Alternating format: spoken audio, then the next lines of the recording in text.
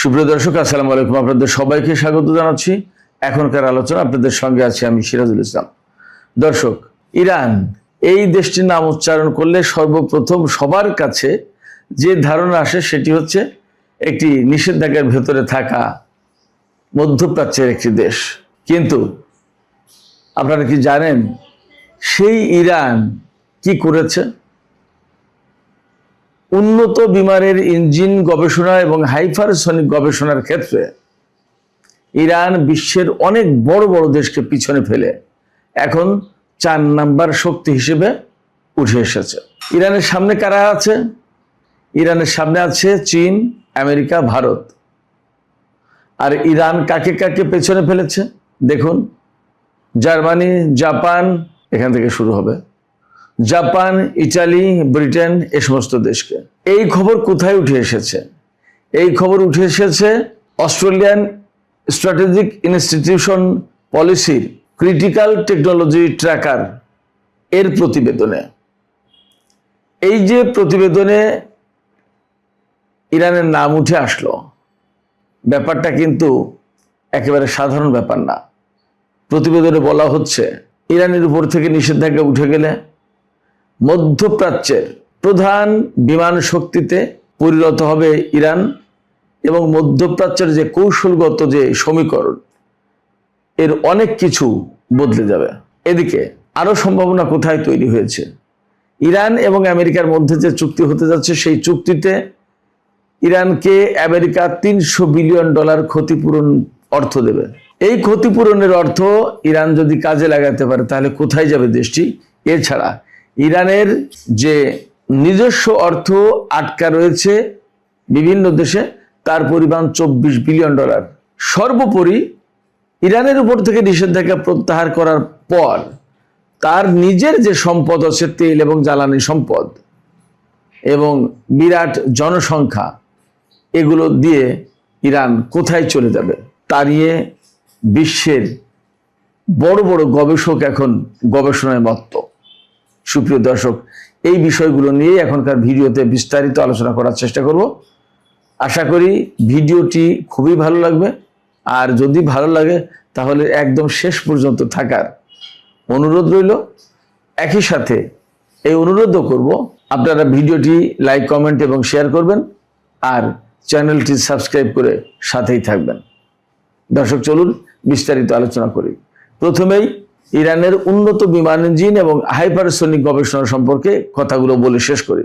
অস্ট্রেলিয়ার যে প্রতিষ্ঠানটি এই রিপোর্ট প্রকাশ করেছে, তার নাম হচ্ছে অস্ট্রেলিয়ান স্ট্র্যাটেজিক ইনস্টিটিউট পলিসি, এই সংক্ষেপে ASPI। এই ASPI প্রতিষ্ঠানটি প্রতি বছর বিশ্বের বিভিন্ন দেশের গবেষণাপত্র প্রকাশের বিষয় নিয়ে প্রতিবেদন প্রকাশ করে। খেয়াল করুন, এই যে প্রতিবেদন প্রকাশ করা হয়েছে তাতে কিন্তু একটা কথা পরিষ্কার থাকতে হবে, ইরান গবেষণাপত্র প্রকাশের ক্ষেত্রে 4 নম্বরে উঠে এসেছে। ইরান উন্নত বিমানের ইঞ্জিন এবং হাইপারসনিক গবেষণার ক্ষেত্রে গবেষণাপত্র প্রকাশের ক্ষেত্রে 4 নম্বরে। এর মানে কিন্তু এই না এখনো যে ইরান এই সমস্ত উন্নত বিমান এবং হাইপারসনিক প্রযুক্তি উৎপাদনের ক্ষেত্রে 4 নম্বরে, গবেষণার ক্ষেত্রে 4 নম্বরে। এখন আমি আপনাদেরকে একটা কথা বলি, আমি কিন্তু যুদ্ধের আগে থেকেই দুটো কথা বলে আসছিলাম। একটা কথা হচ্ছে ইরানের বিমান শক্তিকে মানুষ যেভাবে জানে, আসলে ইরানের বিমান শক্তি অতটা খারাপ অবস্থায় নেই, অনেক কিছু ভেতরে ভেতরে বদলে গেছে। 1, 2 হচ্ছে যে ইরানের হাতে যে হাইপারসনিক ক্ষেপণাস্ত্র আছে বা হাইপারসনিক টেকনোলজি আছে, এইটা খুব বাস্তব কথা হচ্ছে আমেরিকা, ইসরায়েলের হাতেও নেই। শুনলে হয়তো খুব অবিশ্বাস্য মনে হবে, কিন্তু দিস ইজ রিয়ালিটি। কেন বলছি দিস ইজ রিয়ালিটি? আমি বলতে পারছি এই কারণে যে ইরান যে ক্ষেপণাস্ত্র, হাইপারসনিক ক্ষেপণাস্ত্র ব্যবহার করেছে, আমেরিকার হাতে তো এই ধরনের হাইপারসনিক ক্ষেপণাস্ত্র নেই এবং ইরানের এই হাইপারসনিক ক্ষেপণাস্ত্র মোকাবেলার মতো টেকনোলজিও আমেরিকা এবং ইসরায়েলের হাতে নেই। এটা মোটামুটি প্রমাণিত। আপনারা সবাই দেখেছেন যে ইরানের ফাত্তা বা খুররাম শাহ 5 বা আরো যে সমস্ত হাইপারসনিক ক্ষেপণাস্ত্র আছে, সেগুলো ছুড়লে ইসরায়েল এবং আমেরিকা তা কিন্তু মোকাবেলা করতে পারেনি। একই সাথে আপনাদের নিশ্চয়ই একটু খেয়াল করার কথা বা খেয়াল হতে পারে এখন বলে দিলে, কুয়েতের বিমান ঘাঁটিতে ইরান বিমান দিয়ে, সেই পুরনো মডেলের বিমান দিয়ে হামলা চালিয়েছিল এবং বড় রকমের ক্ষয়ক্ষতির মুখে মার্কিন বাহিনী পড়েছিল, আপনারা সবাই জানেন।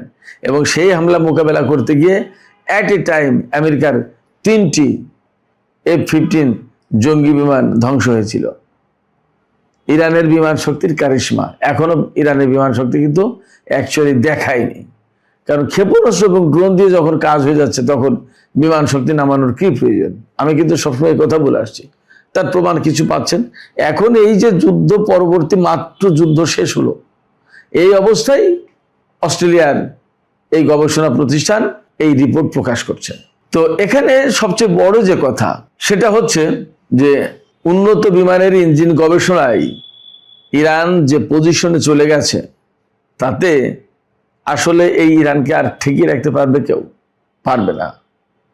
বলাই হচ্ছে যে ইরানের যে বিপুল সংখ্যক জনগোষ্ঠী, মধ্যপ্রাচ্যে ইরান কিন্তু সবচেয়ে জনবহুল দেশ, এত বেশি জনসংখ্যার কারণে সম্ভবত তুরস্ক ছাড়া। তো 9 কোটির বেশি মানুষ ইরানে। জনশক্তি কিন্তু গুরুত্বপূর্ণ জিনিস। আমাদের বাংলাদেশে ছোট দেশ, আমাদের টেকনোলজি নেই, অনেক কিছু সংকট আছে, এই জন্য মনে হয় জনশক্তি আমাদের জন্য বোঝা। কিন্তু বাস্তবতা হচ্ছে যে আপনি যে কোনো কিছু করতে গেলে তো মানুষ লাগবে, জনশক্তি লাগবে। জনশক্তি না হলে তো কাজ করতে পারবে না। সেই জনশক্তি ইরানের আছে, এটাই খুব ইম্পর্টেন্ট। এরপরে আপনার ইরানের হাতে রয়েছে তেল, গ্যাস থেকে শুরু করে বিপুল পরিমাণে প্রাকৃতিক সম্পদ। এই সম্পদ ব্যবহার করতে পারলে ইরান ফ্রিলি, মুক্তভাবে যদি ব্যবহার করতে পারে, ইরানের অর্থনৈতিক বুম, অর্থনৈতিক বিস্ফোরণ ঠেকাতে পারবে না কেউ। এরপরে ইরানের যে কৌশলগত অবস্থান, আমি বারবার বলি, একদিকে কাস্পিয়ান সাগর, উত্তর দিকে ইরানের, দক্ষিণ দিকে পারস্য উপসাগর, তার সাথে রয়েছে বিশ্বের সবচেয়ে গুরুত্বপূর্ণ তেল পরিবহনের ক্ষেত্রে গুরুত্বপূর্ণ প্রণালী হরমুজ প্রণালী, যা ইরানের কন্ট্রোলে। এছাড়া বিরাট বড় দেশ, এরপরে শিক্ষিত জনগোষ্ঠী, এবং ইরানের সাথে 15টি দেশের সরাসরি ল্যান্ড এবং সমুদ্র, এই দুই ভিত্তিক সীমান্ত। রাশিয়ার সাথে ইরানের সীমান্ত সমুদ্র ভিত্তিক, কাস্পিয়ান সাগরের মধ্য দিয়ে রাশিয়ায় চলে যাওয়া হচ্ছে, এবং সেখানে কারোর কোনো খবরদারি করার কোনো সুযোগ নেই। সেখানে ইরান এবং রাশিয়া মাতব্বর। আবার পাহাড়, পর্বত, জঙ্গল, নদী, নালা, লেক, বিশাল বিশাল মরুভূমি, এর প্রত্যেকটা জিনিসই ইরানের জন্য সম্পদ। কেউ ইরানকে ঢাল হয়ে ঠেকাচ্ছে, কেউ ছান্দসিক গতিময় জীবন দেওয়ার জন্য ভূমিকা পালন করছে। ইরানের জনগোষ্ঠী শিক্ষিত জনগোষ্ঠী, শুধু তাই না, যে দেশের ইঞ্জিনিয়ারের পরিমাণ বেশি সেই দেশ কিন্তু টেকনোলজিতে এগিয়ে যায়। আমি বেশ কয়েকটা ভিডিওতে বলেছি, আমেরিকার জনসংখ্যা 33 কোটি, ইরানের জনসংখ্যা 9 কোটি। আমেরিকায় যে সংখ্যায় ইঞ্জিনিয়ার আছে, প্রায় সেই সংখ্যায় ইঞ্জিনিয়ার ইরানে রয়েছে। আপনারা চিন্তা করুন, ইরান কেন এগিয়ে যাবে না? ইরানকে ঠেকাতে পারবে না। তো ইরানকে ঠেকাতে পারবে না, তার যে বিপুল সম্ভাবনা, এই সম্ভাবনা কাজে লাগিয়ে যাতে সে উন্নত হতে না পারে, বড় প্রযুক্তির দেশ হতে না পারে। আমেরিকা এবং বিশ্বের বিভিন্ন দেশ যে সমস্ত টেকনোলজিতে আধিপত্য বিস্তার করে রেখেছে, বিপুল পরিমাণ অর্থ ইনকাম করে, কাউকে না দিয়ে নিজেরা একচেটিয়া ব্যবসা করে, ইরান যদি উঠে আসে এইগুলো ভেঙে যাবে তাদের, কিন্তু ঠেকাতে পারবে না। যা পরিস্থিতি, মাত্র যুদ্ধ শেষ হলো তখন এই রিপোর্ট, সহজ কথা না। এবং আমি বলি যে এই যে বলা হচ্ছে যে এটা শুধুমাত্র গবেষণা পত্র প্রকাশ করে, বা গবেষণাপত্র প্রকাশ করে কিন্তু তার মূল্য নেই, তা তো না। ওই গবেষণা পত্রের মাধ্যমেই তো সে তার ইঞ্জিনিয়ারিং গবেষণার কাজটা বাস্তবায়ন করবে। আপনি যদি গবেষণা করতে না পারেন, তা আপনি ডেভেলপমেন্টটা ঘটাবেন কিভাবে?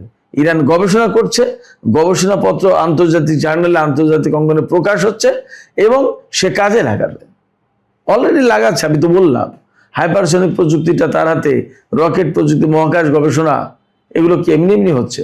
এরপরে ইরানের বিমান শক্তিতে কিছু পাল্টে গেছে, অনেকে বিশ্বাস করে না, এখনো করে না মানুষ, কেউ কেউ বিশ্বাস করে না। সেগুলো কি এমনি এমনি পাল্টেছে? পাল্টে যাবে।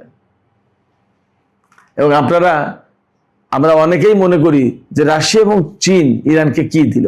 তা যদি না দেয় তাহলে তো ইরান পারবে না।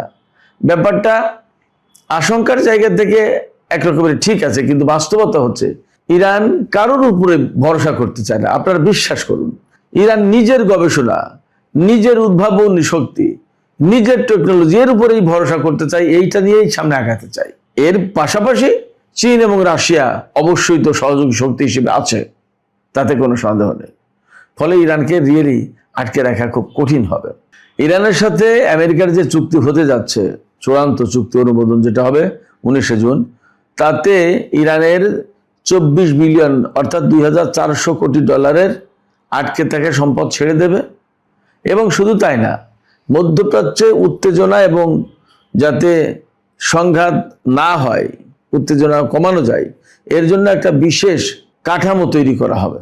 এর পাশাপাশি ইরানকে ক্ষতিপূরণ বা ইরানের পুনর্গঠনের জন্য $300 বিলিয়ন অর্থাৎ $30,000 কোটি দেবে।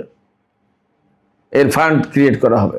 এই টাকাটা যদি ইরানের ডেভেলপমেন্টের জন্য, ইরানের অবকাঠামো নির্মাণের জন্য বা ইরানের সামগ্রিক উন্নতির জন্য যদি কাজে লাগানো যায়, তাহলে ইরান যাবে কোথায় চিন্তা করেন।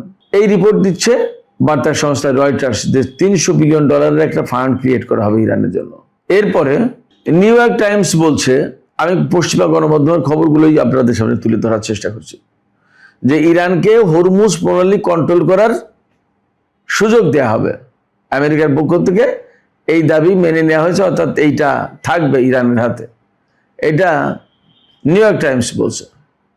আর সিএনএন বলছে, মার্কিন গোয়েন্দা সংস্থাগুলো মনে করছে, তাদের মূল্যায়ন, যে হরমুজ প্রণালী যেভাবে ইরানের হাতে ছেড়ে দেওয়া হচ্ছে, তাতে ইরান যে কোনো সময় এই হরমুজ প্রণালী ইচ্ছা করলে বন্ধ করতে পারবে, ইচ্ছা করলে খুলতে পারবে। তার মানে হরমুজ প্রণালী একটা গুরুত্বপূর্ণ ফ্যাক্টর।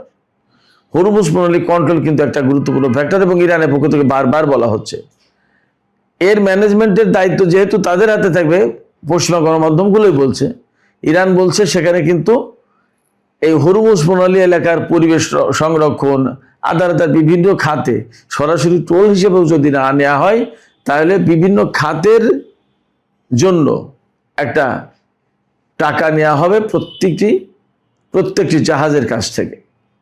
তা আপনি যদি বলেন টোল তো টোল, যদি বলেন আদার সিস্টেম মেনটেনেন্সের জন্য ফি তো তাই। যেভাবেই হোক আপনি টাকা দিতে তাদেরকে বাধ্য, প্রত্যেকটা জাহাজ তাদেরকে টাকা দেবে। আরেকটা রিপোর্ট এসেছে, 19 জুন যখন চুক্তি হবে তার ওই দিন সকাল 7টায়, সুইজারল্যান্ডে জেনেভায় তো চুক্তি হবে, ওই দিন সকাল 7টায় ইরানের উপর থেকে, ইরানের তেল, গ্যাস এবং তেলজাত পণ্য বিক্রির উপর থেকে আমেরিকা নিষেধাজ্ঞা তুলে নেবে। অর্থাৎ ওই দিন সকাল 7টা থেকে একদম মুক্তভাবে ইরান সারা বিশ্বে তেল, গ্যাস এবং তেলজাত পণ্য বিক্রি করতে পারবে। তো ইরানের হাতে তো বিশাল পরিমাণে তেল, গ্যাস এবং তেলজাত পণ্য। আমি আর কোনো একটা ভিডিওতে বা দু একটা ভিডিওতে বলেছি, ইরানের হাতে যে পরিমাণে তেলের মজুদ আছে, আসলে বিশ্বের কেউ জানে না তা পুরো। কেন বলছে এই কথা? এই কথা বলছে এই কারণে যে অনেক খনির কথা ইরান এখনো প্রকাশই করেনি, প্রকাশ্যেই আনেনি। এই প্রায় মাঝে মাঝেই ইরান ঘোষণা দেয়, আমাদের এত কোটি ব্যারেলের একটা তেলের খনি পাওয়া গেছে, এত ব্যারেল তেল উৎপাদন হবে সেখান থেকে, মাঝেই খবর আসে। তো এই যে বিপুল সম্ভাবনা, এই সম্ভাবনা যখন সব কাজে লাগাবে, তখন মধ্যপ্রাচ্যে ইসরায়েলকে তো টপকে যাবেই, মধ্যপ্রাচ্যের প্রধান অর্থনৈতিক শক্তিতে পরিণত হতে পারে ইরান, এমন সম্ভাবনা বিপুল। শুক্রবার সকাল 7টায় যখন ইরানের উপর থেকে নিষেধাজ্ঞা প্রত্যাহার করা হবে, অর্থাৎ তেল, গ্যাস এবং তেলজাত পণ্য ইরান ফ্রিলি বিক্রি করতে পারবে, তখন একটা ইতিহাস সৃষ্টি হবে।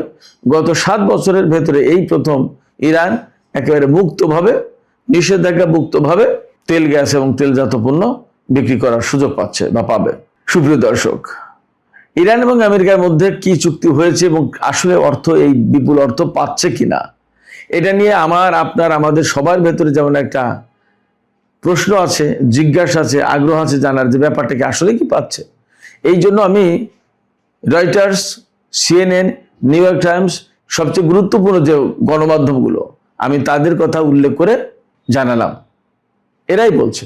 ফলে চুক্তি যেটা হতে যাচ্ছে বা চুক্তি যেটা হবে, এটা সত্যি এখন গুরুত্বপূর্ণ দিক হচ্ছে বাস্তবায়ন করা। ইসরায়েল এই চুক্তি বাস্তবায়নের পথে বিরাট বাধা হয়ে দাঁড়াবে, কারণ তার সামরিক, অর্থনৈতিক, রাজনৈতিক সমস্ত প্রভাব মধ্যপ্রাচ্যে ক্ষুণ্ণ হবে এই চুক্তি বাস্তবায়ন হলে। সেক্ষেত্রে ইসরায়েলকে আমেরিকা কতটুকু সামাল দিতে পারে তার উপর ডিপেন্ড করছে, তার উপরে নির্ভর করছে এই চুক্তি বাস্তবায়নের ব্যাপার এবং মধ্যপ্রাচ্যের বৃহত্তর শান্তির। এখন অ্যাকচুয়ালি বল আমেরিকার কোর্টে। আমেরিকা কিভাবে সেটা ম্যানেজ করবে তার উপরে বাদবাকি ভবিষ্যৎ। আমরা একটি উজ্জ্বল এবং সুন্দর পৃথিবীর সুন্দর ভবিষ্যতের অপেক্ষায় থাকলাম। সুপ্রিয় দর্শক, এখনকার আলোচনা এখানে শেষ করতে চাই।